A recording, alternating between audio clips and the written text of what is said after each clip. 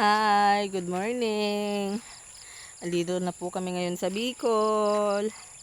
Yan, oh. Yan, ang aming bahay ay napapalibutan po. Opo, papa. Napapalibutan po ng mga palayan. Yan.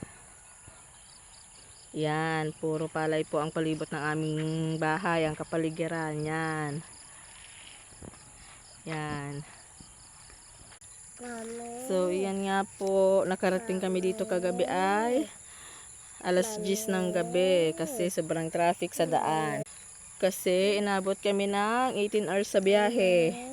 Dapat po kasi pag wala talagang traffic, ang biyahe namin papunta dito ay 10 to 12 hours lang. Pero kaso nga po traffic dahil sa mga prosesyon, mga parada sa simbahan na nadaanan namin. Kaya inabutan kami ng traffic. So yan, bakasyon po kami dito ng 1 week. Tulog pa ang aking mga anak. Ari pala ang isang gising. Napaka-arte naman, ayaw magpababa, gusto'y buhat.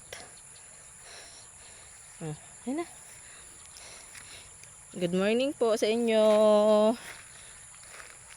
Thank you po sa panonood. Bye-bye. God bless.